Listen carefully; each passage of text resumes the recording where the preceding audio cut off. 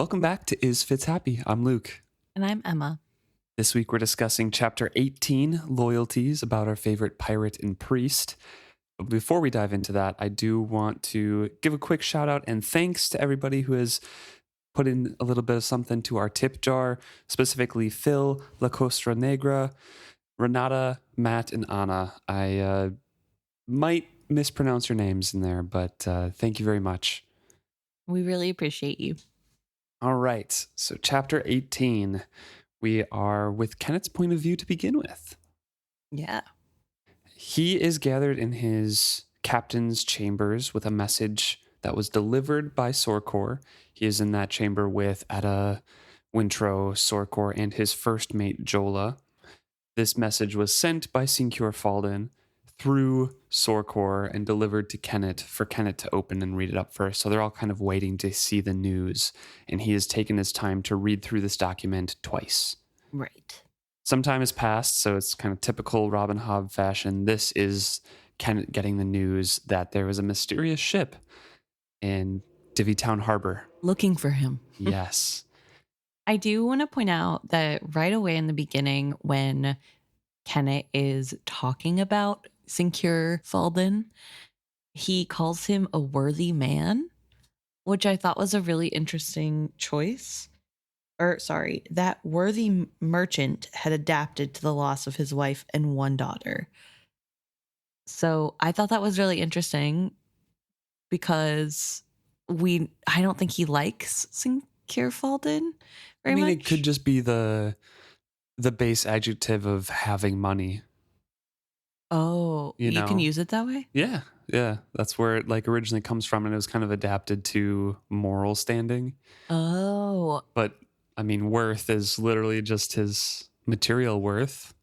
Okay. I thought it meant he had proven his worth to Kennit, and I found that to be interesting because Kennit still doesn't like him. Not that Kennit likes anybody, number one, or needs to like somebody for them to be useful to him, but it is a very unusual use of the word if that's what they're going for. But according to the rest of his inner monologue, I think he would not say worthy as in important person or deserving respect. I think it would just be, this is a wealthy merchant man.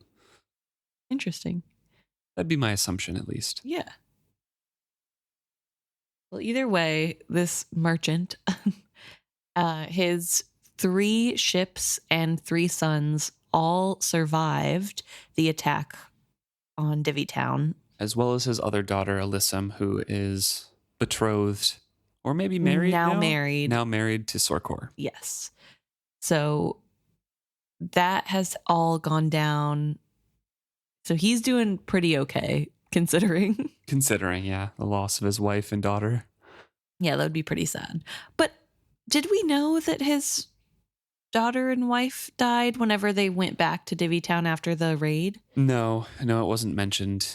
It was the focus of Kennit and Wintrow were just on rebuilding Divvytown, and Kennit's kind of walking along and talking about the plans that he was making and stuff. They didn't really talk about Falden at all. But Alyssum goes back to the boat with Sorkor. Yeah.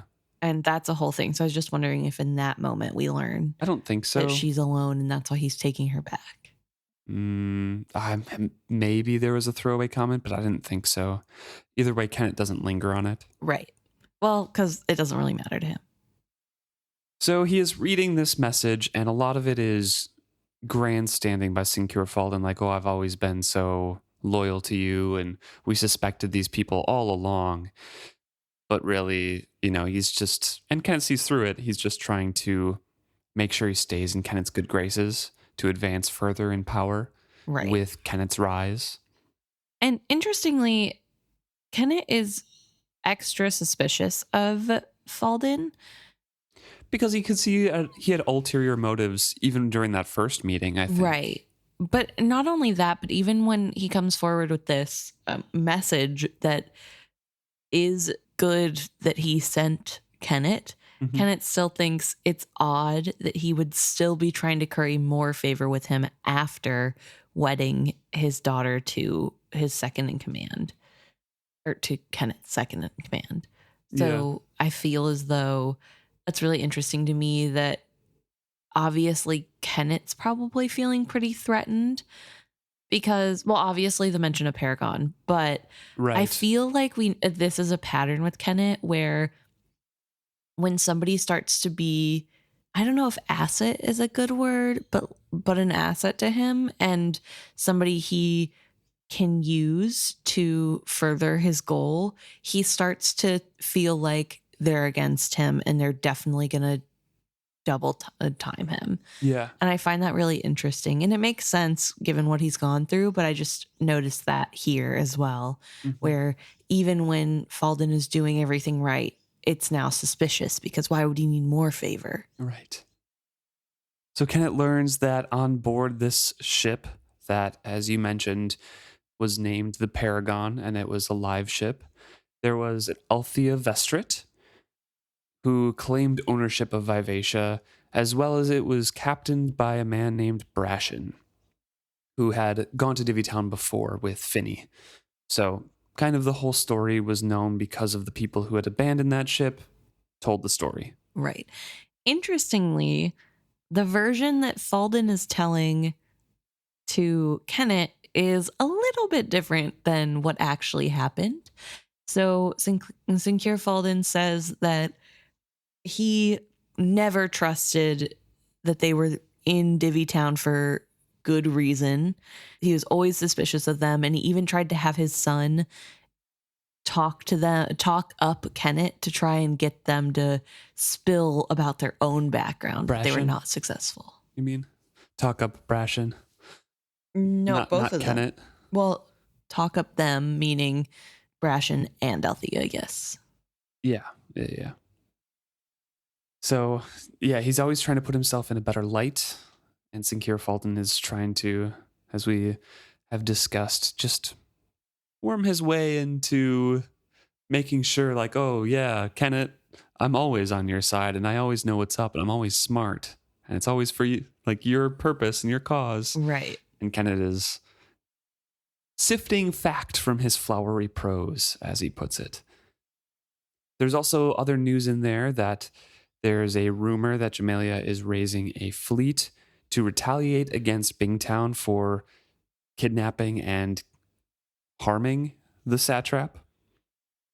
It was Falden's studied opinion that the nobles of Jamalia had long been seeking an excuse to plunder Bingtown. They seemed to have found it. Kennit raised incredulous eyebrows at that tale. The satrap had left Jamalia, gone to Bingtown, and been kidnapped there? The whole narrative seemed far-fetched.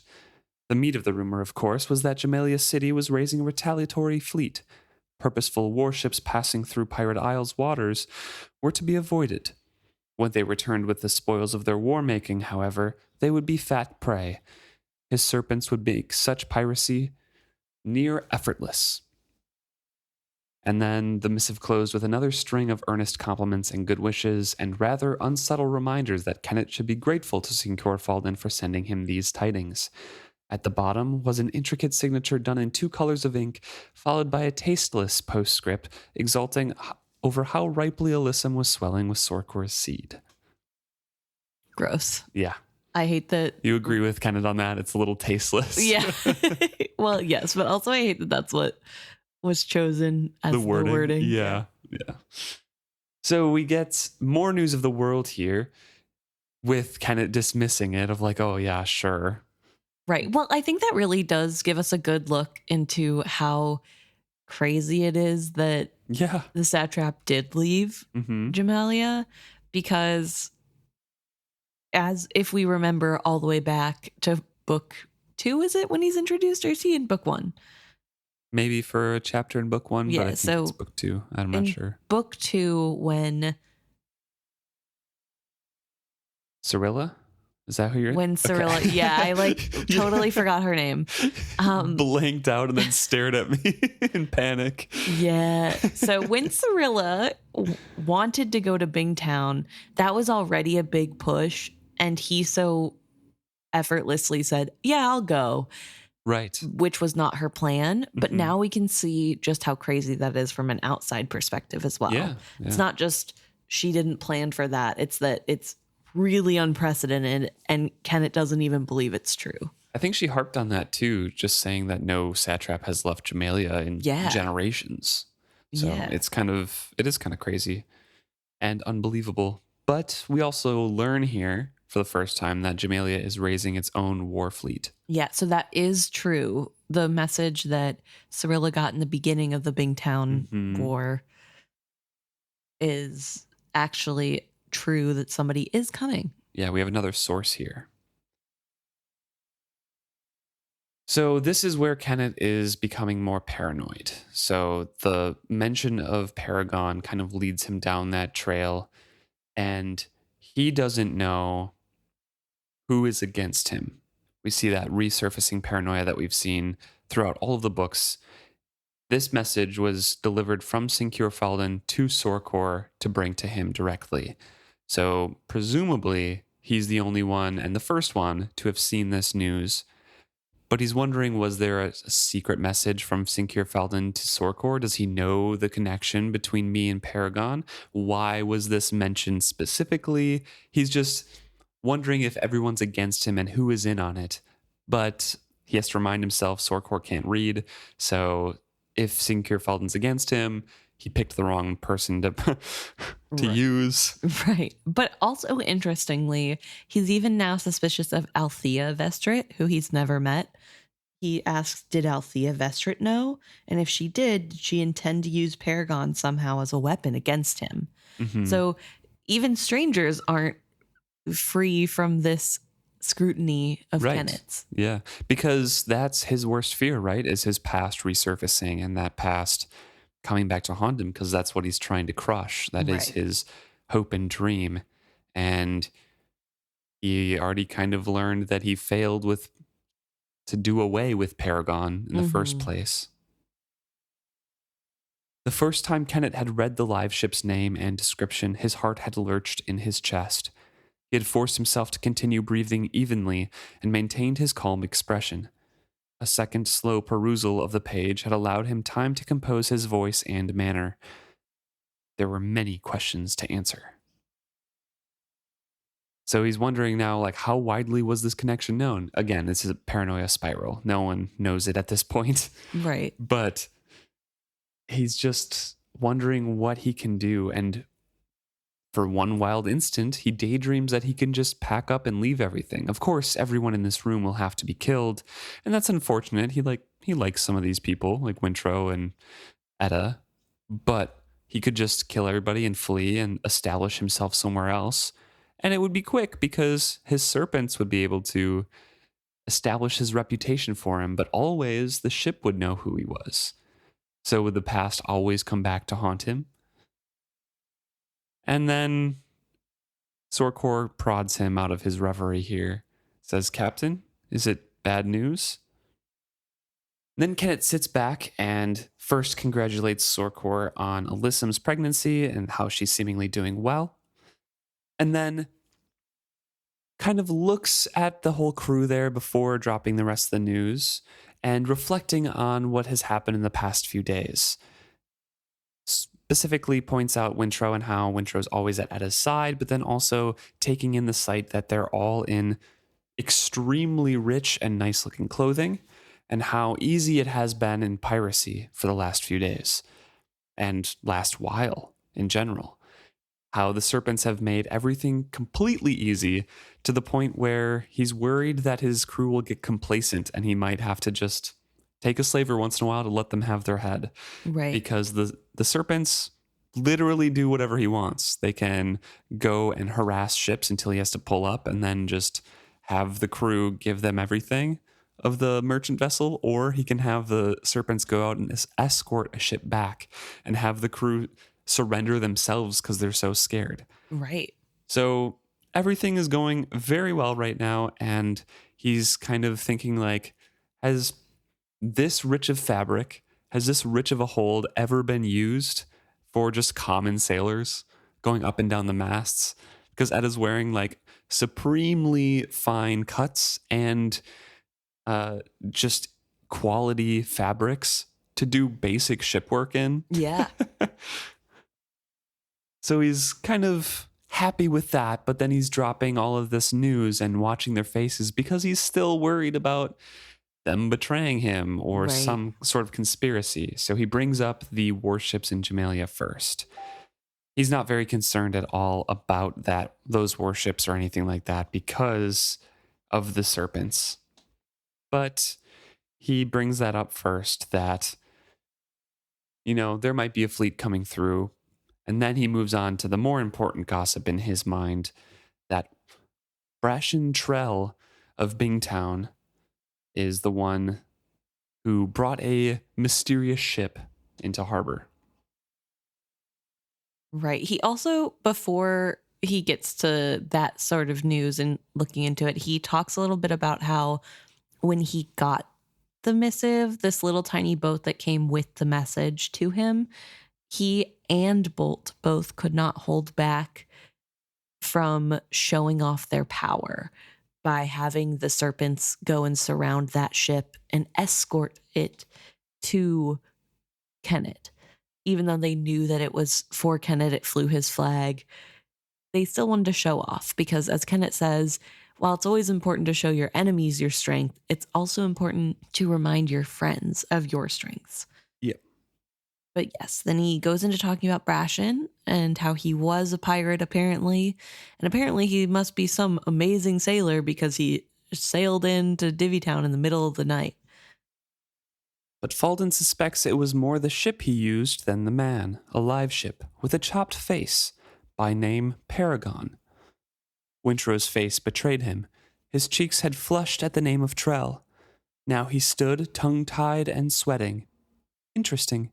Impossible that the lad was in league with Sincure Falden. He simply had not had enough free time in Divvytown. So this was something else. As if by accident, he let his eyes meet the boy's. He smiled mildly at him and waited. Wintrow looked stricken.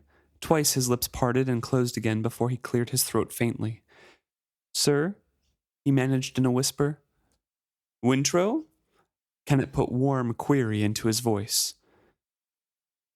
So Wintrow's kind of torn here, but he speaks up, saying, "You should heed Falden's warning. Brashen Trell was the first mate to my grandfather, Captain Ephron Vestrit.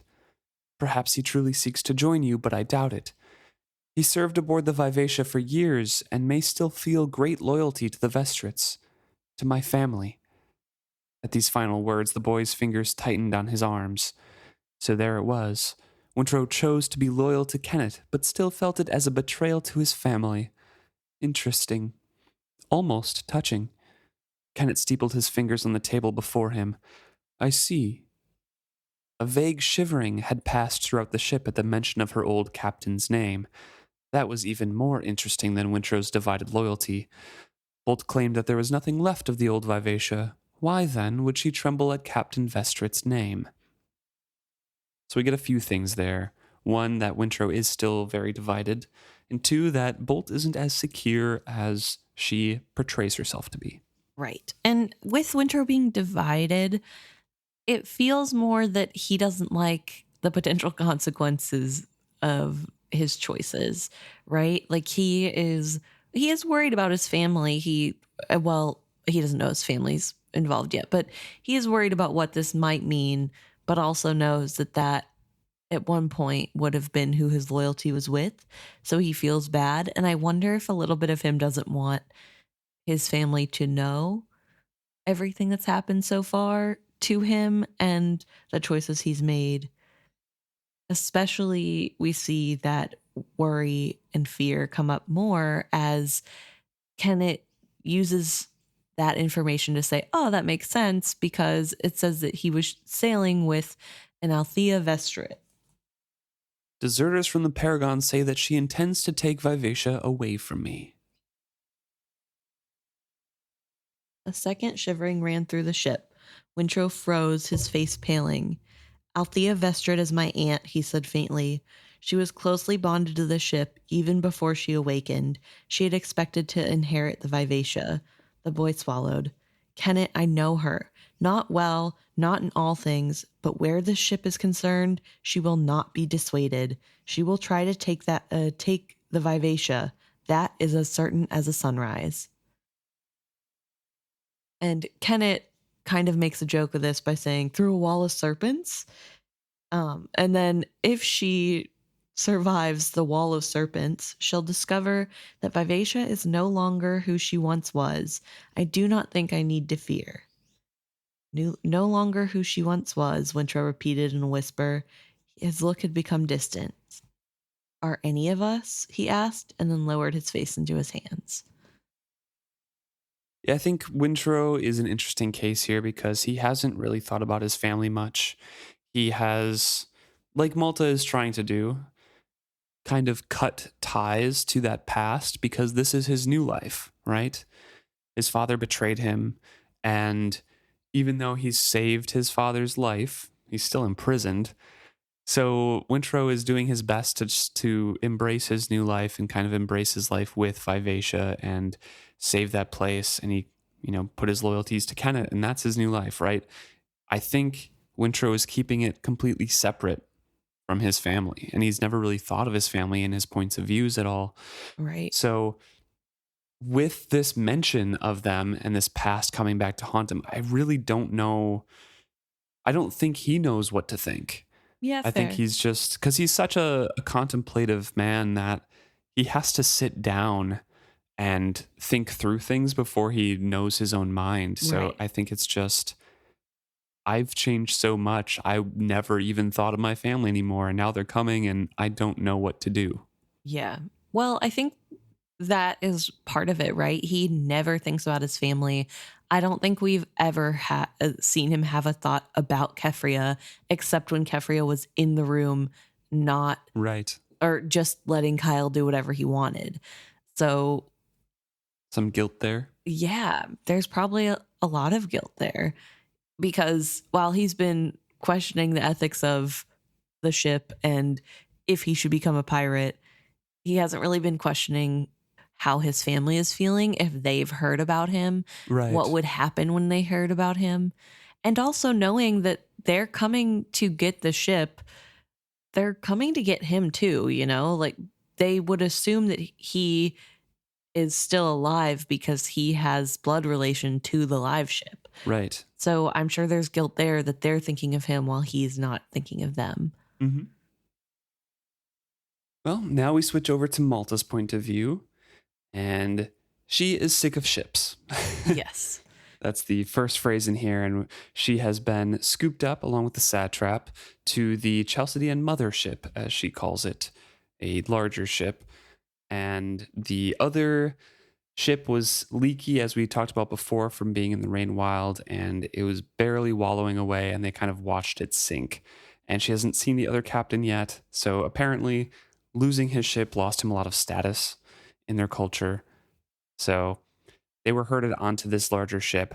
They were given a small wooden room that is bare of pretty much everything except for one bunk and a chamber pot, and left alone except for a cabin boy who brings them meals. And she has been in this room, afraid to leave it. And the satrap is, of course, petulant as always and demanding better treatment and things like that, but is, I guess, subsiding into sickness now. Yes. We know he doesn't travel well, so this isn't a huge surprise to us readers that he is not doing so well now that he's on the ship.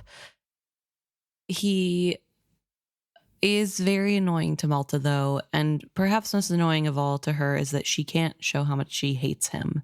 Right. Because she does need him to survive. So she talks about how the whole situation was a whirlwind, and between Kiki dying and the man making it past her, it's just been a lot, and she hasn't really been able to do anything. She's just been really scared and really out of sorts because she doesn't know what to do, and she doesn't feel capable of doing whatever it is she needs to do. Mm-hmm. For example, when she was first led into this new room, the door closed and the satrap looked around and said, "This is the best you could do for us?" She had still been sodden with shock. Her near rape, the death of Kiki, and the sudden change in ships had left her reeling. I could do for us? She asked stupidly. Go now. Tell them I will not tolerate this. Right now. Her temper snapped. She hated the tears that brimmed her eyes and spilled down her cheeks as she demanded, Just how am I to do that? I don't speak Chalcedean. I don't know who to complain to if I did, nor would these animals listen to me. In case you haven't noticed, Chalcedeans don't exactly respect women. He gave a snort of contempt. Not women like you, they don't. If Kiki were here, she would soon set things right. You should have been the one to die. At least Kiki knew how to manage things. He had yelled for attention in Chalcedean until some young sailor had come there, looked confused, and closed the door, and then had never come back. And ever since then, they've just been inside this room. Right. Satrap doesn't want to leave, and she also can't leave without him. Mm-hmm. And they just get 3 meals a day, and that's how they know time is passing. But other than that, it's just this stuffy room. Yeah. And she doesn't really know what direction they're traveling. When the old Chalcedean ship that they were on had taken them away, they had been going north towards Chalced. And when this larger ship had picked them up, that larger ship had been traveling south, but she didn't know if they had changed directions or anything like that. So she's just kind of sitting there. And she can't ask the satrap because when he wasn't vomiting, he was complaining of hunger and thirst or trying to sleep. Yeah. Or using the poor smoke herbs that they had given him. Yes. Every meal they bring him a small stash of herbs, but apparently they're really bad quality according to the satrap. Either way, it burns Malta's eyes and she hates it. Yeah. She mentions, as you had spoken about, as long as the satrap confined himself to the cabin, Malta was effectively jailed there as well. She dared not venture out without him. So he's been getting super sick, and she does want to go out to take stock of things, get a little bit more information. Right. But again, she can't go out without him, so she's trying to encourage him to take walks around the deck to aid your digestion and things like that. And he's just getting angrier and throws the pipe at her. Malta leaned her head back against the wall. The pipe had not hit her, but the implied threat of his temper had rattled her nerves. She tried to think of what she should do next. Tears threatened. She set her jaw and clenched her fists against her eyes. She would not cry. She was a tough descendant of a determined folk, she reminded herself, a Bingtown trader's daughter. What, she wondered, would her grandmother have done? Or Althea? They were strong and smart. They would have discovered a way out of this. Before I move on, I want to talk about that sentence, because that is still kind of outside of her character for me. Okay. I can see, because she gained a respect for Ronica. Right. She never gained a respect for Althea. I would agree with that.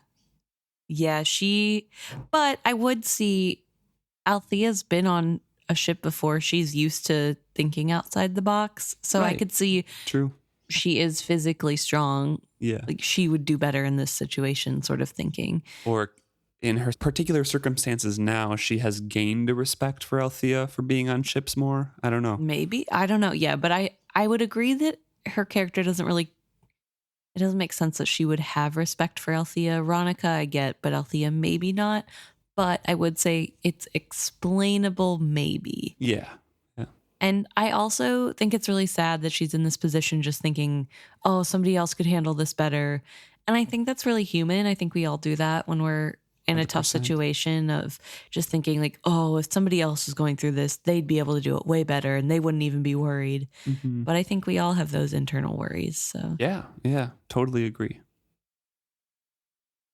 As she's reflecting on this and wondering what to do, she has been absent-mindedly fingering her scar on her forehead.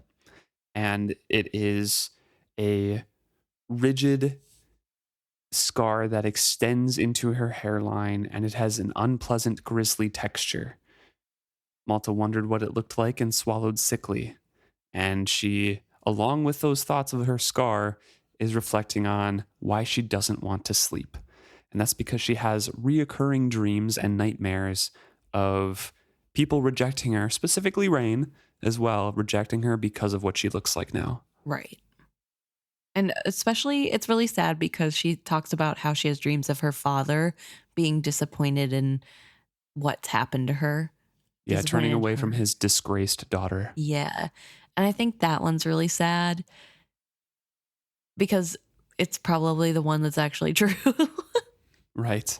But it's also interesting to me that her worries are mostly superficial in this. Like, they would see her ugly face and turn away. But I get Yeah. it. I mean, the ones about her family are not, right? Right. Dreams of her mother and grandmother reviling Malta for luring Selden to his death to the city. Like, that's Right. Yeah. Okay. that's not superficial. Good point. But the one about Dello turning away from her face, yes, that is. And the one from Rain rejecting her because of her looks as well. That's also.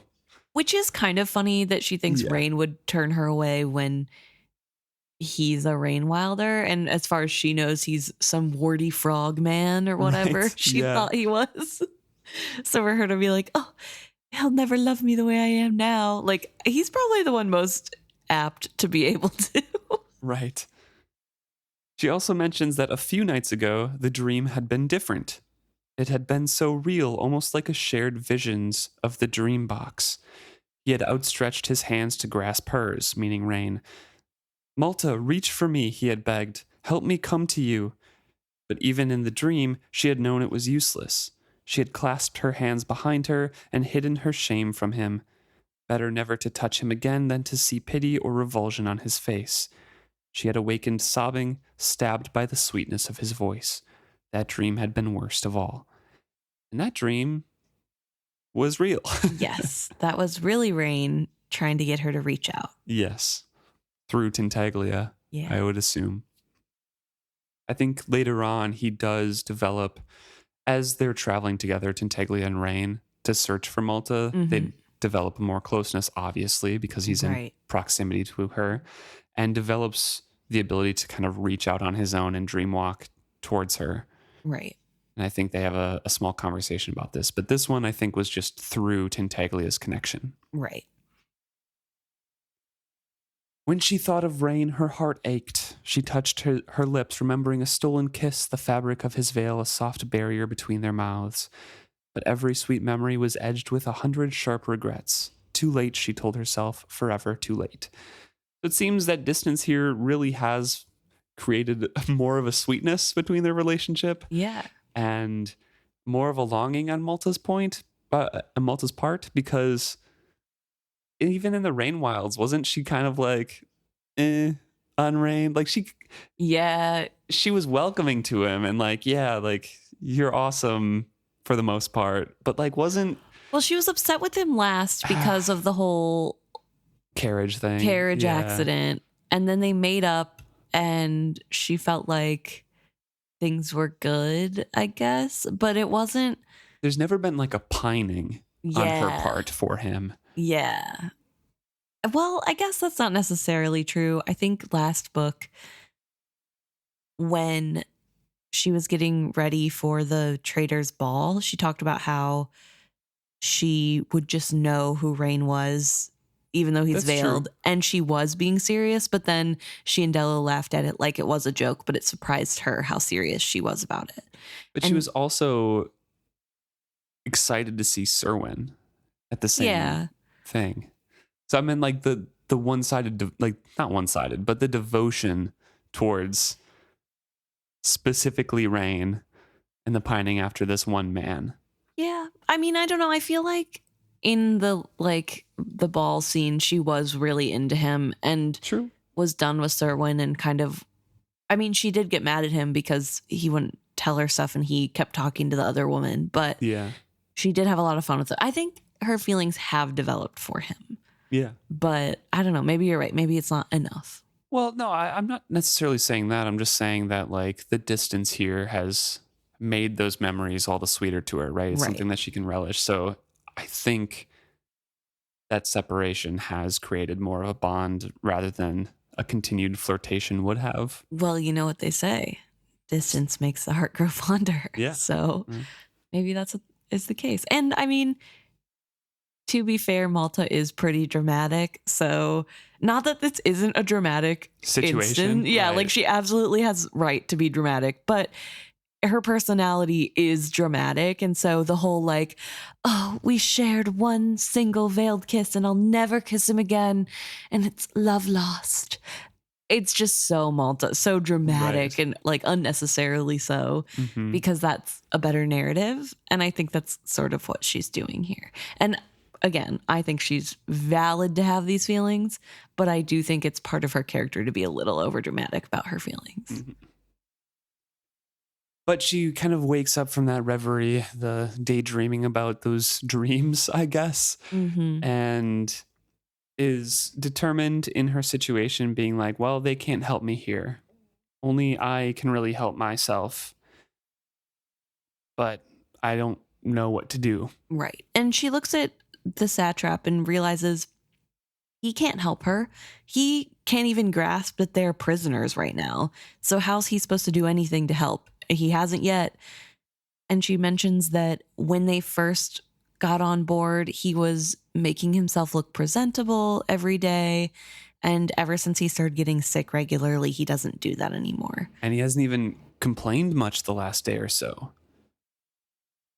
She says that he had enjoyed, like when they had first come on and he was grooming himself, he had like told her to groom him and stuff and enjoyed way too much. Yeah, he was being kind like of creepy and gross about Yeah. it because So she kind of refused after that. And then, things went downhill from there. right. So she never really thought anything about it. But now he's becoming sick. And if he is becoming sick and dies, What happens what to happens her? to Malta? Dimly, she recalled something Kiki had said back on the galley. She knit her brow and the words came back to her. His status will protect us if we protect it. Abruptly, she sat up straight and stared at him. She did not need it to be a Bingtown trader here. To survive on this ship, she must think like a woman of Chalced. Malta went to the bunk and stood over the satrap. His closed eyelids were dark. He clutched feebly at the blanket with thin hands. As much as she disliked him, she found she pitied him. What had she been thinking to imagine that he could do anything for them? If anyone was to better their situation, it would have to be her. It was what the satrap expected, that his companions would care for his needs. More, she realized, it was what the Chalcedeans had expected. She had cowered in their room while she should have angrily demanded good treatment for her man. Chalcedeans would not respect a man whose own woman doubted his power. The satrap had been right. She, not he, had condemned them to this miserable treatment. She only hoped it was not too late to salvage his status. Which is a very interesting and good revelation for her to have. Yeah. And it also makes sense that the satrap, when they entered the room to begin with, yelled at her and like, this was the best you could do for us. And was like blaming her, like, because that's his expectations too, right? It doesn't mean that it's fair. No, yeah. But that's the expectations of that sexist culture. But does he understand the intricacies of the culture in that way? Or does he just expect to be waited on hand and foot and he's just blaming anybody when it's like... I think a little column A, a little column B, because he has been immersed in Chalcedean culture and they've made sure that he's known Chalcedean culture. Right. He speaks fluid Chalced. Fluent. And fluid, I guess, if you are fluent in the language. So I would assume it's a little bit of both, because he is spoiled. He is petulant. Yeah. He does expect everyone to do everything for him. But it doesn't mean he's wrong either. No, I mean, unfortunately in this situation, he is correct. Yeah. But also, he could have explained it to Malta. Like, clearly she doesn't understand the culture.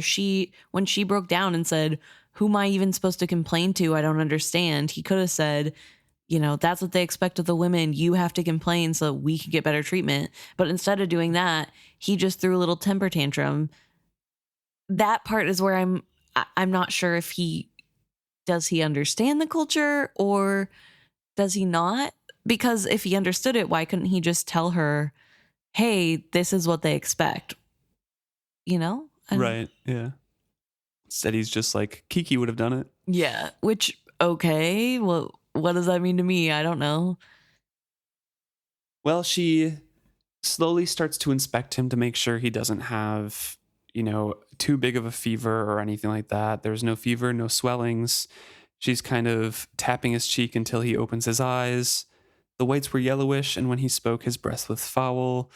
So she is getting a little bit worried.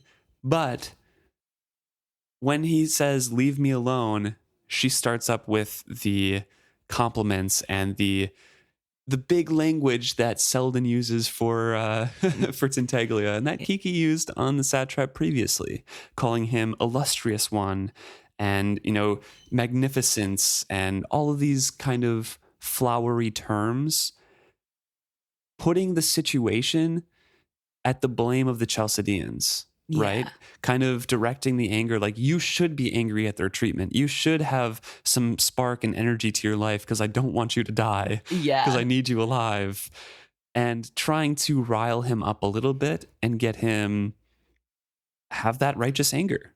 Yeah. I think it's really interesting because the satrap doesn't make comment on the fact that she's done this 180. I mean, Right. to be fair, she has stopped being antagonistic openly towards him. Yeah. But this is the first where she's really going above and beyond. She's really mothering him. She keeps talking about how she is thinking about what her mom would do to Selden when Selden was sick and how her mom would act. She's really channeling Kefria here, but also Kiki and how she's talking to him and just, oh, I can't believe they've treated you this way. It's not right. I'm going to fix this for us. Don't you worry. And he's grateful. And Yeah. So basically, she's trying to work up her own courage too, because she's decided she needs to talk to the captain. Right. And she's saying that she's rehearsing the words that she hoped she had the courage to say to the man, to the satrap, saying, "He is a fool to treat the satrap of all Jamalia so shamefully. He deserves to die in his honor and name with him." The satrap's eyes opened wider, and he stared at her in dull surprise. He blinked, and sparks of righteous anger began to burn in his eyes. Good. If she played her role well enough, he would have to live up to it with disdain of his own. So she's trying to spark his anger to play into the role that she's creating. yes. And she continues on basically saying, this is all the hospitality that they can give us. It's shameful, etc., etc. I shall demand that they right this disgrace. What is the Chalcedean word for captain? So Lufe is what he says. Yes. She paused and looked more closely at the satrap. Tears of either self-pity or amazement had welled in his eyes. She covered him, snuggling the blanket around him as if he were Selden. A strange resolve had awakened in her. Rest now, lordly one. I shall prepare myself, and then I shall see that you are treated as the satrap of Jamalia deserves, or die trying. That last, she feared, was true. So she is still terrified. Absolutely terrified, but she knows in order to survive, it is on her Right. to get them better situation and to brave the Chalcedean deck alone. Right. And she's incredibly brave doing this. She hasn't been able to bathe in weeks, question mark, maybe only days, but still, after sliding around in the grimy, gross mud and doing a bunch of hard labor, it's been a rough time period for her. And on top of that, she has to go talk to somebody really important, and she already knows the dangers that are out there. She begins to prepare herself, not just mentally now, but also physically, by trying to make her dress look a little bit more presentable. She talks about how she had the chance to wash it once, and it's just real raggedy. So now she takes it off and takes all of the loose threads off of the dress and uses some of the extra fabric to make a hair tie. She braids it and turns it into a headpiece to try to make herself look older, but also to hide her scar a little bit. Mm-hmm. And she notes that with doing this, her shins and feet are bare, but it was going to have to do because that's all she has. There's some water in the pitcher, so she washes her hands and her face and her feet and her legs a little bit, just to try to be a little bit more tidy. With a bitter smile, she recalled how carefully she had prepared herself for her presentation ball, and how she had fretted over her made-over gown and slippers. Attitude and bearing, Rach had counseled her then. Believe you are beautiful, and so will everyone else. She had not been able to believe the slave woman. Now her words were Malta's only hope. When she had done her best, she composed herself. Stand straight, head up. Imagine little brocade slippers on her feet, rings on her fingers, a crown of blossoms on her head. She fixed her eyes angrily on the door and addressed it firmly. Lu Fei, she demanded of it. She took a deep breath, then another. On the third, she walked to the door, lifted the latch, and went out. She's really steeling herself here and walks out, and it's basically in the back of a storeroom. She's walking past a lot of stowed cargo, and it looks like a lot of different varieties of cargo that's not stored super well. So she knows that an honorable merchant would not have this wide of a variety of things. So it's probably either a smuggler or a pirate. Right. Which makes her a little bit scared again. And on top of that, so this room they're staying in, it's in the bottom of the ship, in the belly, obviously where the store is. So she has to climb up a ladder to open a latch to go to the next level. And there she stumbles upon a group of male Chalcedeans, obviously male. It's a bunk room. I mean, some people are sleeping in hammocks. And some people are playing cards. And one boy who is about her age has the audacity to smile at her. But she ignores his smile and doesn't look away either. Doesn't look away. She is regal. She remembers her crown and her rings, and she demands to see Lu Fei. And she reached for her mother's disapproving stare when she encountered idle servants. Lu Fei. Lu Fei? A grizzled old man at the game table asked incredulously. His eyebrows leapt towards the balding pate in astonishment. The other man at the table chuckled. Malta didn't allow her expression to change face, just demands it again. And with a shrug and a sigh, the blonde man stood. He advances towards her, and when he reaches for her arm, she slaps his hand away. Eyes blazing, she touched 2 fingers to her breast. Satraps, she told him coldly. Lu Fei, right now. And she flips a hand indicating he should lead. Right, because she doesn't want to go first, and she doesn't know where she's going. Right, so. Yeah. So he leads her swiftly through the ship. They go onto the deck. She sees that they're heading south, and she kind of breathes a sigh of relief a little bit, because it's better than going to Chalced. Right. South is towards Jamelia. It's back towards Bingtown, and so maybe there could be some hope in that direction. Yeah, there's rather a than chance. north. There's a chance that she can see a Bingtown ship. There's a chance that she'll be okay because Jamelia is way better. And it's where the satrap's power is. Yes. So things could be worse. And she tries to slow down to see if she can see any ships, but unfortunately she cannot. Yeah. So the sailor brings her to one of the mates who kind of speaks a little bit of this tongue, of her tongue. What you want, he asked her. It took every grain of her courage. I will speak to your captain. She guessed that the sailor had taken her to the mate. Tell me what you want. His accent was heavy, but the words were clear. I will speak to your captain. She spoke slowly and distinctly as if he might be merely stupid. Tell me, he insisted. It was her turn to look him up and down. Certainly not, she snapped. She tossed her head, turned with a motion that she and Dello had practiced since they were 9 years old. It would have flounced the skirts on a proper gown, then walked away from them all, keeping her head high and trying to breathe past her hammering heart. She was trying to remember which hatch they had come up when he called out, Wait! She halted. Slowly, she turned her head to look back at him over her shoulder. She raised one brow questioningly. Come back. I take you, Captain Diari. He made a small hand motions to be sure she understood. So she got through that next level of security and is now led to the captain's cabin. It is a very nice, well-appointed cabin, obviously, and the captain is in clean, fresh, newish-looking clothes, and she's very jealous. And he's even wearing fluffy socks to keep his feet Yes. warm, or wool socks, I guess. And she wishes she had the luxury of she's standing barefoot. But she reminds herself she has a crown of flowers, no, gold, on her brow, and it is heavy, and she must lift her head to carry it. Yes.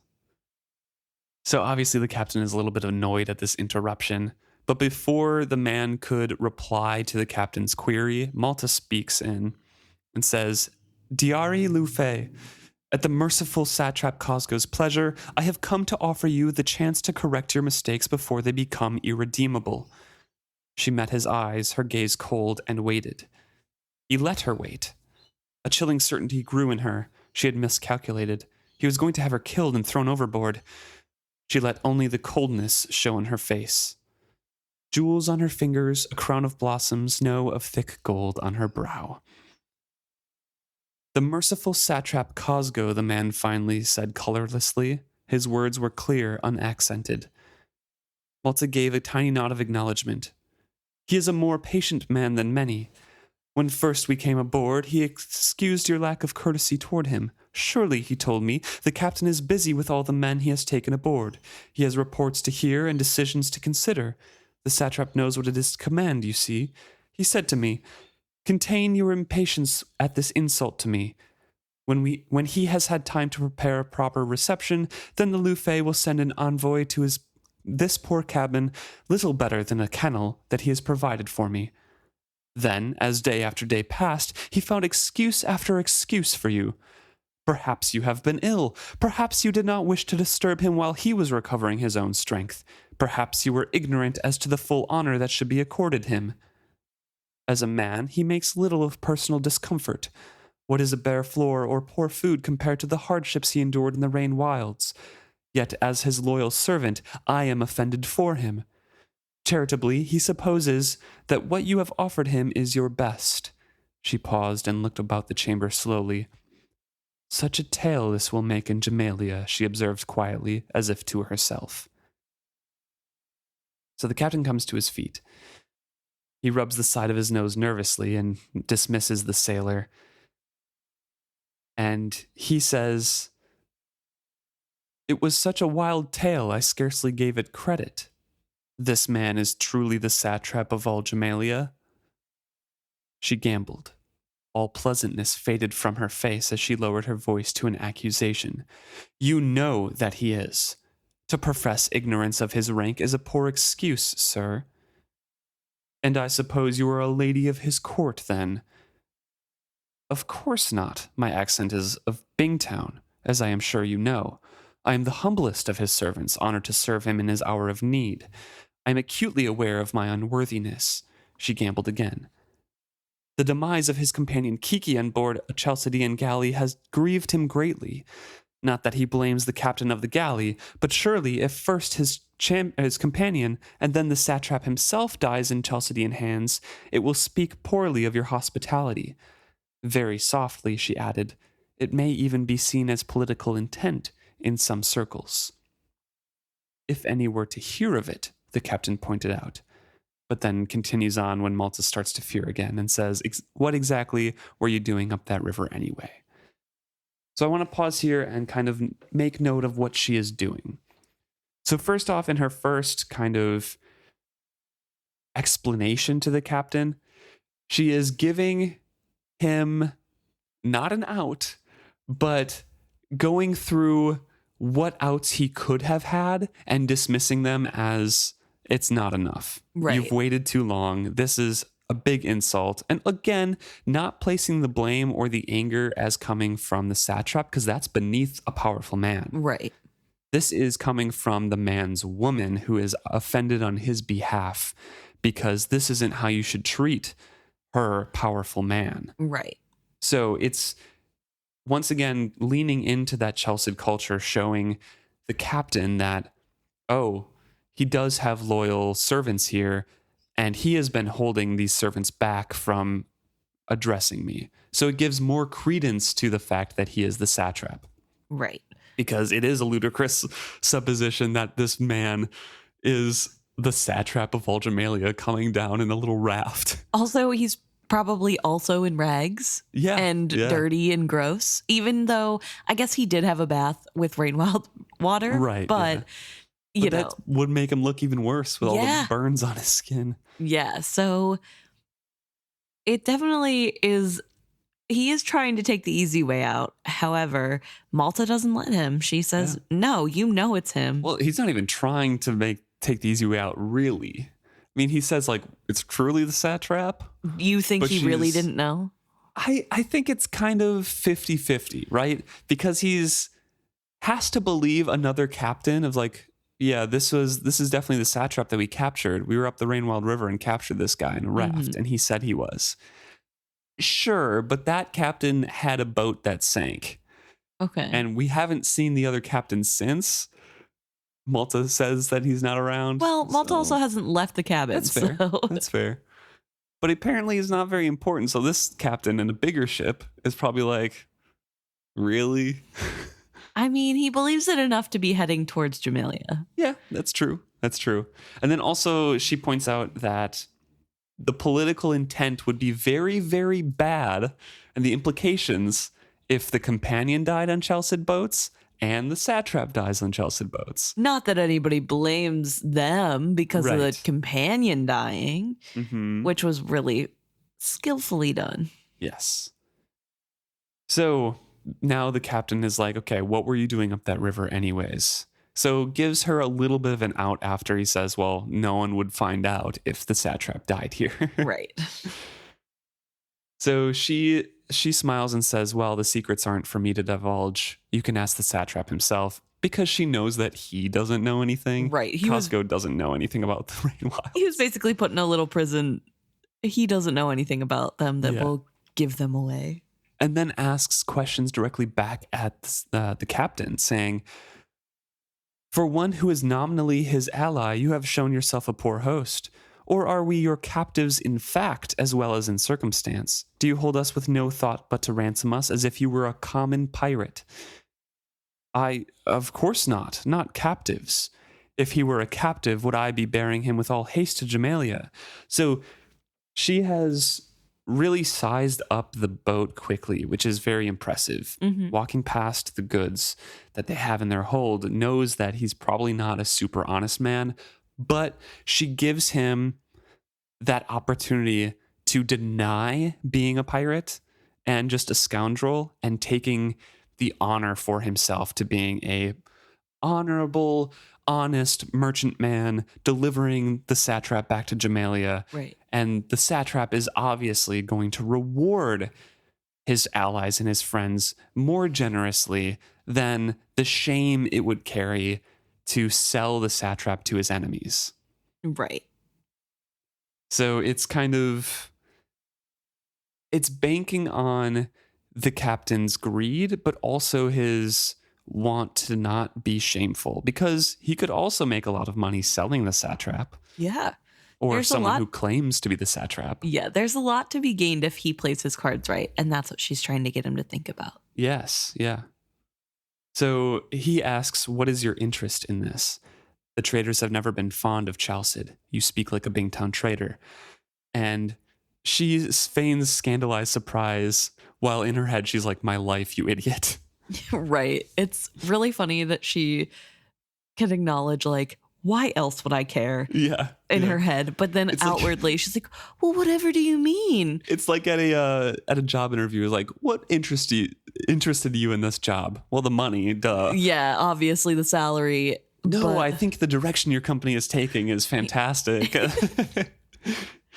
Oh, it's really funny that way. Yes, but she plays it off by saying, you're interested in the opinions of a woman, sir? Well, just so you know, my father is Chalcedean, but other than that, I live only to serve my master, the satrap. So she's really playing up that she's helping this powerful man because he is powerful, and you should too. And she is part Chalcedean, so yeah, she's trustworthy in a way, I guess. But the last words that she said, the only interest I consider is the satraps, lay like ashes on her tongue. So it is tough for her to do this. Yes, it is a tough lie, but a necessary one to survive. He had nothing to lose by treating the satrap well. A healthy, living hostage would undoubtedly bring more than one on the point of death, and the gratitude of the satrap might be worth more than what could be wrung out of his nobles for his return. You may go, the man dismissed her abruptly. As you wish, I am sure, Malta murmured, her submission tinged with sarcasm. It would not do for the satrap's woman to be too humble. Kiki had shown her that. She inclined her head gravely, but then turned her back on him rather than reversing from the room.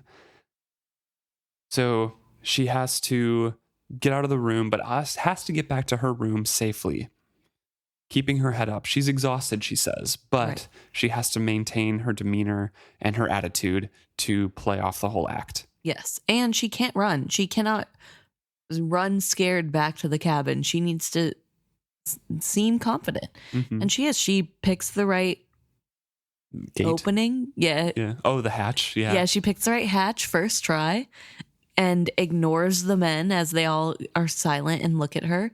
And then she gets into the room, closes the door behind her, and can finally breathe. Well, kind of, because she has to talk to the satrap still. Right, but at least the hardest part is over. Yes. Exalted one, I have returned. Are you well? Well, I am half starved and nattered at by a woman. Ah, I see. Well, lordly one, I have hopes that I have bettered our situation. You? I doubt it. So, for a while, she's just sitting on the floor, and as she's decided that she hasn't done anything, there is a knock at the door. And she's worried that that's just going to be the ship's boy with their food. Right. But it's sailors with some wash water, and one of the mate there too, saying, "You come to Lufay's table tonight. You, for you, wash, dress." A gesture indicated the buckets of steaming water and armloads of clothing. Some, she noted, was woman's garb. She had convinced him of her own status as well. So, she succeeded. Yeah. She did it to him. Satrap maybe will be impressed. Who knows? Probably not. But she's impressed with herself, and that's all that's important. Mm-hmm. And we switch back over to Wintrow's point of view now. Yes. We're back with Bolt and Vivacia. Yes. Wintrow is hanging out on the foredeck with Bolt and asking, what will you do? Because this news that has come about Althea and Brashen also affects the ship because it's her family too. And Wintrow wants clarity. You know, he needs to talk through things. He likes talking through things about situations that divide his mind, and this is definitely one of those. He also, per usual, when a tough decision is weighing on him, wishes time would slow down so he had more time to think. Right. But I have a feeling you could give Wintrow all of the time in the world, and it would not be enough time for him to make a decision. He would still just be thinking. Yep. He goes to the foredeck and he notices that some of the serpents are up and looking around, and he feels like they're watching him. And he feels like they're always watching him when he came to the foredeck. Perhaps they were. Coinciding with the thought, a head lifted from the water. He could not be sure in the gloom, but he thought it was the green gold serpent from the other's beach. For the space of 3 breaths, she held her place beside the ship, watching him. 2 legs, I know you, whispered through his mind, but he could not decide if she spoke to him or if he only recalled her voice from the beach. So that is definitely probably she who remembers speaking to him. Yes, but he doesn't know they can do that, so he's kind of like, weird. Yeah, he does, because they spoke before. Yeah, but that was when they were physically touching. True. Well, they did a little bit afterwards, too, because of the slime still kind of connecting them. Right. But they were really close in physical proximity, so I feel like he wouldn't know the ins and outs. So he wouldn't expect that this could actually be the serpent talking to him. Yeah. He was kind of delirious with pain, too. Yeah. So Bolt, of course, is answering his queries as sarcastically as possible, taunting him as much as possible. And Wintrow's just like, you know what I mean about the family coming. Come on. I do want to ask, so when she taunts him, the next thought that Wintrow has is she could smash him at will. Wintrow pushed the useless fear aside. Is that a fear that Bolt is putting in his mind, or is that just a thing that he's thinking because of their tenuous relationship? That is interesting for sure. I feel like it's amplifying a fear that was already there. Okay. Because Wintrow already with his first, as we saw in the last chapter, maybe 2 chapters ago, with his first decision to kind of address Bolt and talk about Vivacia, because he's like, Vivacia isn't dead, whatever. Right. She did just smash him to unconsciousness, right? Yeah.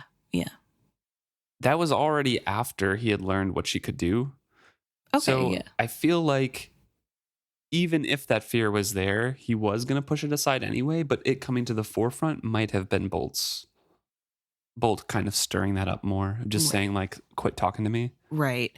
That's, yeah. Because I mean, obviously she could, if she really wanted him to stop, she could make him.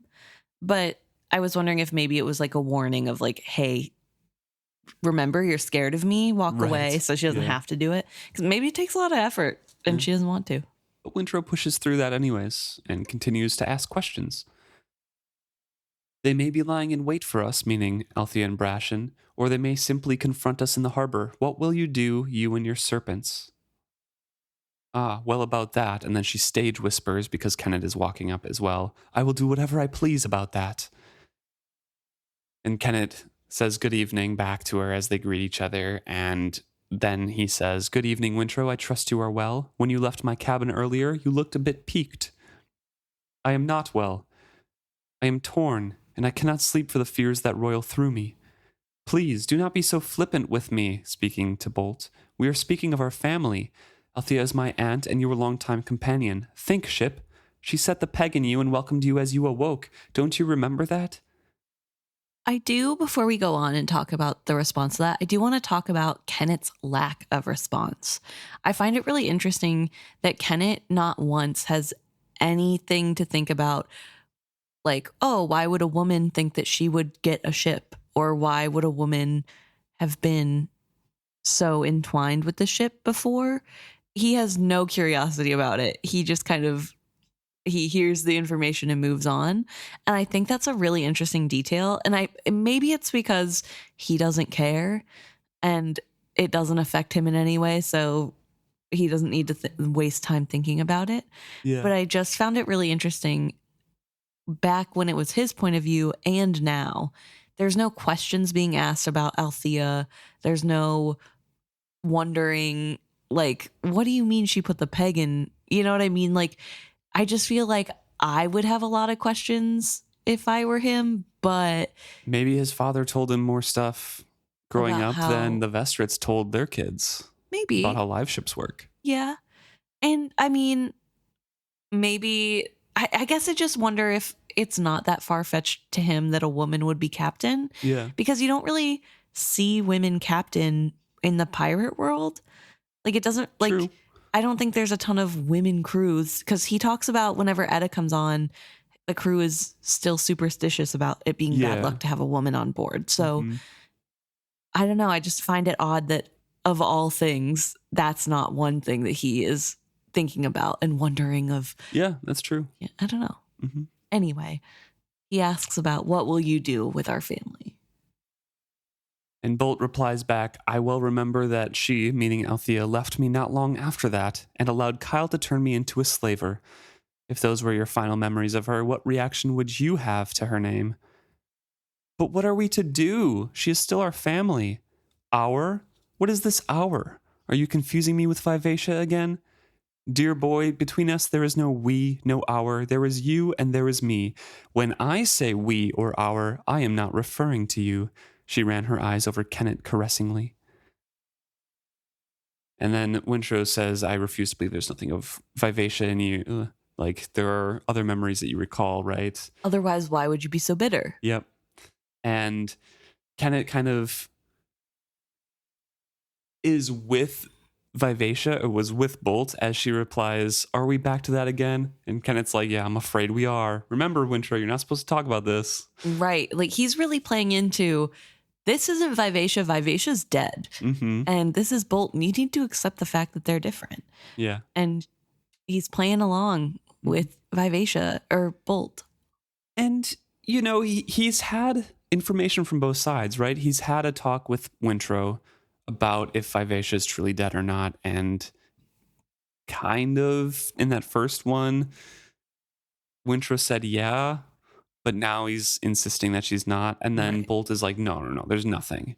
And But in his own point of view, he's like, is there something? Because the mention of Efren Vestrit. Right. So I think he's just, like you said, kind of holding all the information and trying to take it in and still guide things to his best interest. Yeah, because ultimately Vivacia wasn't giving him what he wanted, and he doesn't know if Vivacia can control the serpents.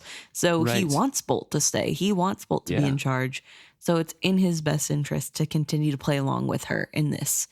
Mhm. But Wintrow isn't giving up, and he talks now to Kennit to try to get Kennit to see his side, because Kennit asks, "What do you expect us to do if they attack us? Do nothing? Yeah. Surrender, bolt back to Althea to prevent your feelings from being hurt? Where is your loyalty to me in that? Like, why would you think that we should do this?" To which Wintrow replies, "My loyalty is yours, Kennit. You know that. I think you knew it even before I admitted it to myself. If you did not have my loyalty, I would not be in such a pain now." The pirate seemed genuinely moved by this confession. He set his hand on Wintrow's shoulder. For a time, they stared in silence. "You, my dear boy, are so very young.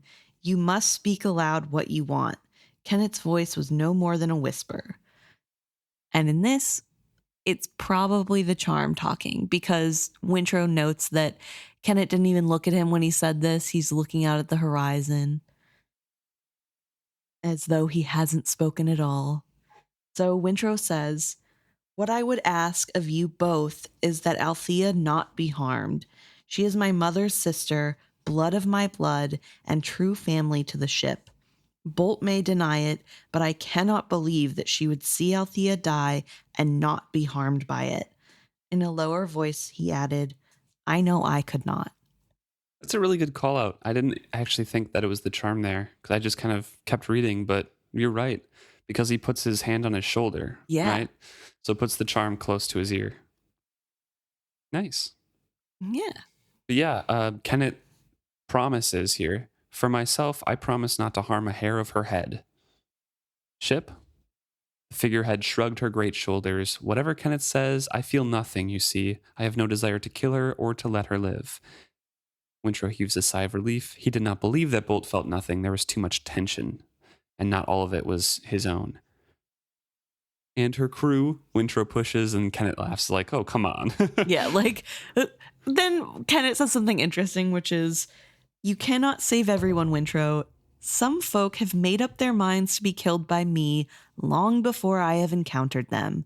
When we encounter Captain Trell in the Paragon, then we will act as befits the situation. Surely you can ask no more of me than that." But I found it really interesting that he thinks some people decide to be killed by him before they even meet him. Well, in their minds, it's probably like, I'm going to kill Kennit. And he's Right. like, I'm not going to let that happen. Yeah, I'm never going to lose. I'm actually invincible and immortal. So, Oh, yeah. and, to Kennit. Wintrow's credit, he does say, "Yeah, I guess I can't ask that." Mm-hmm. But that is important to note there. Kennit does promise Wintrow that he will not harm a hair on Althea's head. Yes. So Wintrow kind of subsides and thinks, oh, that's the best I can do tonight. He wondered if he had been alone with the ship, could he have forced her to admit that she still had a bond with Althea? "Althea," he thought fiercely at the ship, "I know you remember her. She woke you from your long sleep. She greeted your return to life. She loved you. Can you turn your back on that kind of love?" A shudder of agitation ran through the ship, and beside her, a loud splashing announced the return of the green gold serpent. The figurehead turns to glare at Wintrow, and he braces himself, expecting her to fling pain at him. Instead, Kennit gives him a shake. Enough of that. Do you think I cannot feel what you are doing to her? She had said she feels nothing. Accept it. Feelings end, lad. Bolt is not who she was to you. Why don't you go find Etta? She always seems to cheer you. And we switch back to Kennit as they continue to converse. Right. And Kennit, well, it says Kennit is watching Wintrow walk away. Mm-hmm. So he's very, he's very adamant. She's Bolt. Leave it alone. Feelings change. Yeah. But the charm speaks up first and doesn't attempt to conceal its voice or hide itself from the figurehead at all. Just says out loud, feelings end. Bolt is not who she was. Oh yes, convince yourself of that, dear heart, and you'll be able to deal with Paragon again. It suddenly dropped its voice to a confiding undertone. You always knew you'd have to deal with him again, didn't you? When first the rumor reached you of a blinded Liveship returned to Divvytown, you knew that eventually your paths must cross again. Shut up! Fear tinged Kennit's flash of fury. The hair on the back of his neck prickled against his collar. Which, man, it's very interesting because the charm knows all of this. Yeah. And we've talked about it before, but it's such a weird connection because, yes, they are connected, but it seems to have more ability to read Kennit's mind than ships can with their bonded. Yeah. And I don't know if that's just the proximity of all the other lives or just they've been in contact for 2 years straight now on his wrist? Yeah, because I guess...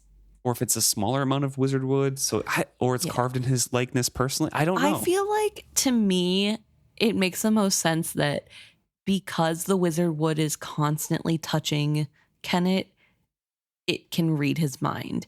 Because it's easier for the ships to sense people. And to read their bonded people when they're touching the wizard wood rails. Yeah. So I feel like it's fair to say that this thing that never leaves Kennit's body probably can read his mind pretty accurately because of that. Yeah. Because they're so close in proximity. Bolt speaks up to that and says, I know Paragon through my memories. He's quite mad, you know. And the charm agrees, yeah, quite mad. But then who wouldn't be, given all the memories that are soaked into his planks? It's a wonder he can speak at all. Don't you agree, Kennit? Wasn't it enough to strike a boy dumb? No need to cut his tongue out when he hardly spoke a word for 3 years. Oh, Ygritte believed his secrets were quite safe. All his secrets. But secrets do have a way of leaking out. Be silent, Kennit rages. Silent, the carved wizard wood on his wrist breathed. Silent as a blinded ship floating hull up in the sea. Silent as a scream underwater.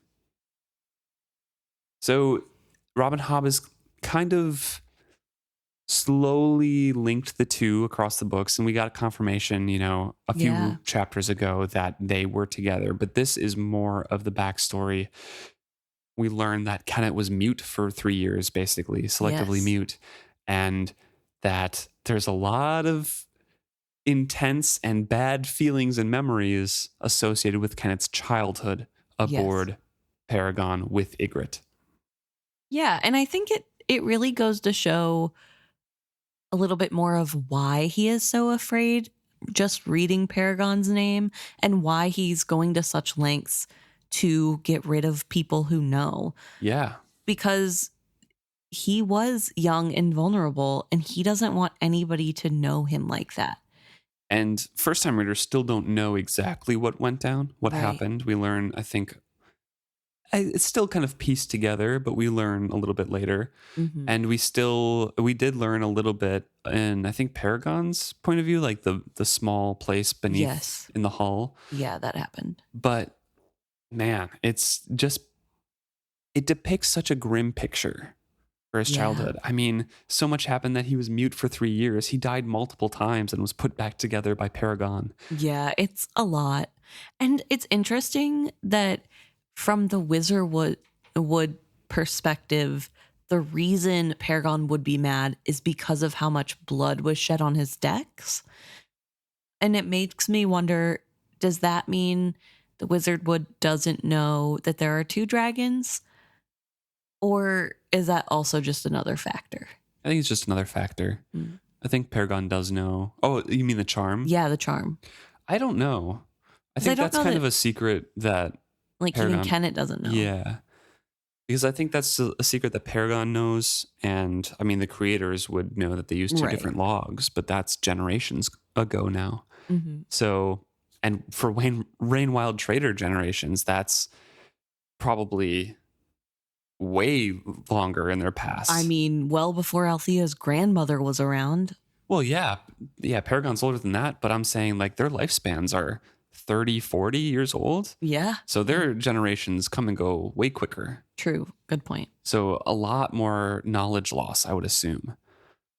And that's probably something like what George R. R. Martin brings up of like, what's Aragon's tax code in Lord of the Rings? Like some of those things are just boring and heroes don't always make the best rulers. But I want to know about the Rainwild Traders' Life expectancy. well, no, not that, but their record keeping and how they store their institutional knowledge. Yeah. Because they have to have good like education systems They don't if they have- die so quickly. Yeah. They don't have school, but they do have tutors. Right.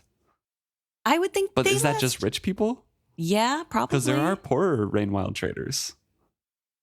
I would assume that, yeah, the poorer ones Or don't. Rainwilders. They're not Yeah. all traders. I feel like they don't get as much education. Yeah. Anyways, that's completely off tangent. But yes. I had a thought. Is there anything else you want to say about this chapter specifically? There's one thing that I had highlighted in Kennit's first perspective that I didn't bring up. I kind of skimmed over. Yeah. It's when he's having his daydream of escaping to a different place. Mhm. I think he talks about, and how easy pirating has been. I think he talks about he has the serpent's loyalty, and I made a mention of he's kind of deluding himself because they're not loyal to him. Yeah. I just wanted to throw that in there that he's getting that supremely overconfident stance. Even though he has these little paranoid things once in a while, he feels godlike himself now. He has that god complex. He's drank the Kool-Aid as well. Yeah. Anyways, that's Yeah. the last thing there. Yeah. I was just going to bring up a theory that actually, the more I think about it, the less I think it's probably true or even could happen. Let's hear it anyways. But I was wondering I was thinking about the charm and how did anybody get their hands on Wizardwood when it's such a protected thing? Nobody even knows where it comes from, and there's enough out there. We've talked about this before, but there's enough out there for Wizardwood birth control charms to be made. Yeah. So I was just curious, where is this coming from? And I'm wondering if there's a potential that somewhere near the Pirate Isles, there is cocooning ground that some of the serpents have made it to, but there's nobody to protect them. I mean, it would be hard for them to get into a full cocoon. However, they could leave behind partial cocoons. And then maybe that explains why there's such a semi-large amount out in the world. But it could also just be from the people who carved the figureheads and made the ships. They stashed away the scraps. I don't know. There has to be some sort of other production. It's not just ships, because powdered wizardwood is used in dream boxes, right? That's like one of the ingredients that they use. So there has to be some other supply or other products somewhere. I don't know. Okay. But anyway, so I said, the more I thought about it, the more I'm like, maybe not. But I thought it was worth bringing up anyway. Like maybe. Yeah. But then other people would know the secret and I don't know. Somebody would be wildly rich in the Pirate Isles. Although it could be, this is another, now here we go. More of a, put the tinfoil hat back on. It could be closer to Claris where the cocooning grounds are, and they could be profiting off of Wizardwood. Maybe. Because they know the secrets. They're the ones orchestrating everything. But again, who knows? It'd be a long way for that to travel. but it would make a lot of money. I think it would, yeah, it would make a lot of money, but I think it would raise eyebrows of people like, there's Wizardwood coming from the south up north, you know? But if it's coming, like if they sell it to a pirate or somebody shady, Fair. nobody's asking pirates where they it get came their from. stuff. Yeah. That's true. That's true. So I don't know. Anyway, interesting chapter here. I think I say that after every episode. It's like the closing now. It's just interesting chapter. But there's kind of some stuff. There's movement in Malta's perspective, which I really appreciate now. Mm-hmm. It's not as stagnant anymore. Yeah. And we get to catch up with Kennit after some time has passed, and he knows now what's going on. Right. Even though he's not sure he believes all of it. Right. Thank you so much for tuning in this week. If you have thoughts, please let us know those thoughts about the chapter or about the other episodes or about what you're reading right now, or send us memes that you've made of this or cosplays that you did or costumes that you had for Halloween, whatever you want. Our email is open at isfitzhappy@gmail.com, or you can message us or comment on any of our posts at isfitzhappy on all the social medias. We're on Facebook, Twitter/X, Threads, Instagram, YouTube, and Reddit. So let us know what you got going on.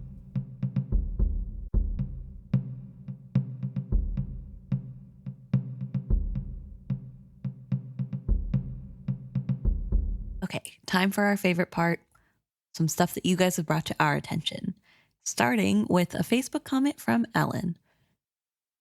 Ellen has wrote in about episode 221, which is where the Bingtown traders all have, or Bingtown, period, has a meeting with Tintaglia. Yep, and this is specifically about how Rain and Tintaglia join minds when Tintaglia is forcing Rain to confront that Malta is alive, and she is talking about the bonding sense. Yes. I first took it as the root of skilling, and that she might not be aware how some humans have developed it while dragons have been away from the world. That maybe dragons leaked the sense as it stayed in the world even after they were gone. Do you think the bonding sense was used between dragons and elderlings, or only between dragons? So the way that it's talked about from Tintaglia's point of view makes me think that it was used between dragons. It could have been between dragon and elderling because Tintaglia makes such a distinction between humans and elderlings. Right. So it definitely could have been, but the way that Tintaglia says, you know, like, it's very rudimentary. You're not like supposed to be a part of this with humans. Like I can't tell the where with humans, that kind of thing. Makes me think that it's not meant for that species. But it could be with elderlings, technically, I guess, because they change species basically over a generation. But the dragon sense kind of lingering in the world, or the bonding sense, excuse me, from the dragons kind of lingering in the world after they were dormant or extinct, basically. Becoming skill connection, that is something we have talked about before, I believe. Just how dragon magic kind of turned into the skill, like how the elderlings mixed bloodlines we talked about, and how that kind of is why the Six Duchies people and the Out Islanders, when they mix, they create skilled people, is because maybe those were two ancient elderling civilizations with Eslevjal and Kelsingra. Yeah, that's true, because it's a theory. We've talked about it. It's true that we've talked about it. Yeah. And I think it's such an interesting concept that, especially when you think about the fact that there are humans who cannot hear dragons and are not affected by skill. So that really does put into perspective that it probably does have to do with dragons, right? And like in some way, certain genetics or bloodlines or something. And so I think maybe they didn't do this with every single elderling. Maybe it was more like something that really important elderlings got the chance to experience. I don't really know how it works, but you think it's between elderlings and dragons? I do. I think that there is some connection there. Yeah. Makes sense to me. especially with it linked to them kind of leaking that connection out to the world, because Right. then those elderlings would have that, Yeah. have their mind opened up to that magic. Ellen also goes on to talk about how another thought struck them while they were listening, and how the dragon-like changes in the Rainwilders, were the changes created by the city in proximity to the city, or to the cocoons? So after the dragons are all gone, will those changes stop being as severe? So I actually have a really big thought about this, because we know that Eslevjal is a place that is elderling made, right? Yep. Yeah. And there are out islanders who live near that. Not maybe, I guess I don't know where it is in geography speaking. It takes like a couple sea trips, like a couple days sea trip to get there, I think. But Prokop's been living there for at least 800 years. Yeah. Well, but he's a white. Yeah, so that's what I'm saying. Like, yeah, he's separate. kind of yeah, he doesn't count. But like, also, Buckkeep is built on the remnants of Elderling. Well, at least a stone, a skill stone.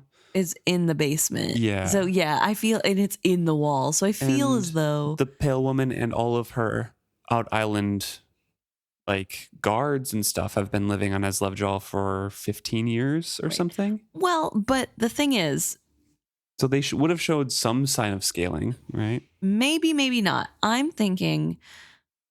So I'm gonna say that it's the cocoon, being in proximity to the cocoon. Specifically cocoons, not like alive dragons. Well, also alive dragons. Dragons and Icefire. He's buried in Eslevjal, Touche.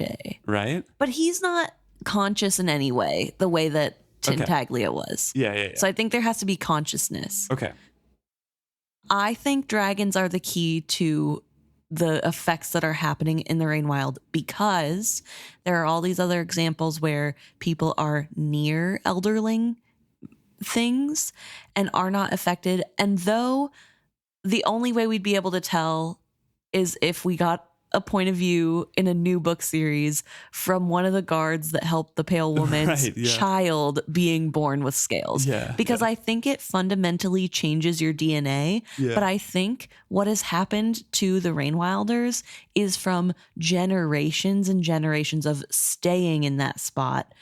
I don't think it's something that like the very first people who moved there to the Cursed Shores saw scales on themselves. I think their children had a little bit of scaling, and it got worse with time. There has always been the curse of the Rainwilds, and people know of that. So people have never settled there before Bingtown and Treyhog and the other places. So what I'm saying is that like it was known before that, so people didn't stick around for generations to find the scales. There's still something weird about that area. Yeah, absolutely. And I guess, I mean, every other example we have of intact ruins, they're usually abandoned. Mm-hmm. So like when B is captured and they go through the skill pillar and land in Chalced ? Yeah, underneath a house or something. That location is regarded as cursed by the Chalcedeans. It's like an empty elderling town. So maybe it is, and nobody else has been dumb enough. Yeah, but remember, this is like a whole area of the map, like the whole Cursed Shores. Yeah, like you become mad wandering it. So I think something is weird also with the river, with the skill stone. Something, the memory stone is affecting all along that land there. But the physical changes, I agree with you. Okay, I think is the forced connection that the dragons were having, reaching out to people. Right. That's why Icefire doesn't affect changes, because he is sleeping so deep and diving towards death, and he wanted to die. He's not reaching out. Yeah. And that's why that is the only area that people change, is because they were reaching out and making that connection. And we'll see that later in the next chapters for the book, as I mentioned earlier in this episode, when Rain and Tintaglia go on their trip Yes. and they're hunting together, Tintaglia makes a comment on how they're spending more time together. They're more connected. They can start to talk to each other in each other's minds. And Rain is seeing an acceleration of his changes. Yes. And that's why the close proximity with Selden happened and his changes happened so quickly. It's not because he was just close by. It's because he was close by while she was hatching and they had, that link of saving each other. Right. And I mean, also, Tintaglia specifically says that she whirls her eyes and makes him stop breathing by awing him with her whatever charm. I don't know. That feels like reaching out in a way too. So again, I feel like some element has to be dragons. And I think Tintaglia, or maybe a different dragon next series, says that the Rainwilds are scaled as a curse almost or something. Like I feel like there's a conversation about how that was punishment for them digging in the city. And I think it was said by a dragon, but I don't exactly remember. Okay. And maybe I'm making that up, but I thought there was, maybe it wasn't a dragon. Maybe it was people in the Rainwild, but I'm pretty sure the next Rainwild Chronicles trilogy, they say that you keep saying trilogy. It's quadrilogy. I have to remind you that we have 4 books in that series, not 3. But yeah, so I think they talk about how it's like a curse. The dragons did it on purpose, or the cocooned dragons did it on purpose. Well, it's an interesting conversation, and it sounds like we'll have more to talk about that topic in the future. But thank you, Ellen.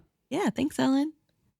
We also got a DM from Peculiar Ponies on Instagram. Yeah, and Peculiar Ponies is kind of talking about the integration of the tattooed with the Rainwild traders. Yes. And appreciated how we talked about the benefits of that, but wanted to remind us of how it kind of works out in the Rainwild Chronicles, because honestly, I had kind of forgotten some of the subtleties that were brought up in that and the society impacts of that mingling, because they don't mingle that well. No. So yeah, Peculiar Pony does bring up that there is a lot of prejudice, I guess, on both sides, where more heavily scaled Rainwilders still wear the veil in public because now they feel in they their can't. own town. Yeah, which they weren't doing before, but now they feel they have to because of the tattooed. And a lot of the tattooed people end up going towards petty crimes. Mm-hmm. And that makes people distrustful of them, and it's really disappointing. And they're blamed for taking housing and jobs away from the lower income Rainwilders. Right, which, so immigration. Yeah, it's a whole book could have been spent on that, rather. I would rather have most of a book spent on that than some of the others. We'll get to that Chronicles I like that Chronicles. 4 years. Yes, but I think it's a really interesting thing to bring up that in theory, this is an amazing opportunity for both groups of people. Their needs line up greatly. Yeah. However, Reality's in practice, these are all a wide range of peoples coming together with different views and different outlooks. Yeah, and not even just Rainwilder versus tattooed. All of the tattooed people probably don't have much in common. Yeah, because they're just people who were randomly brought to that section. So who knows where they're from, where they grew up, why they became slaves. Some people It's not like their families would have stuck together. Like slave owners and auctioneers don't do that. They go person by person. So a lot of these people, they don't know each other either. They don't. Mm-hmm. So it's really hard. And I think I like, okay, this is hard. I don't want to say I like that she does this, but I think it's nice realistic to see the realism in it, that it isn't just rainbows and butterflies and it all works out perfectly. Well, it's Robin Hobb. Of course it's not. It would never be. It's always rats and bats. Hey, Halloween season just passed. That's fair. Also, I love bats, so Anyway, so that was a good call out, something that we definitely needed to talk about. And then also we got a reminder from Peculiar Ponies that Tats was a slave baby / young child from a map-faced mom. And he has 2 tattoos, a horse and a spider web, they think. Yeah, so it's basically just confirming that Tats was alive and was tattooed as a slave because Tats was born to his mom when she was still a slave. Yes. Thank you very much for those corrections. Yeah. And again, the thoughts on that society in the future and the problems that they're facing. Yeah, we always appreciate hearing from you guys, and we look forward to what you have to say next week.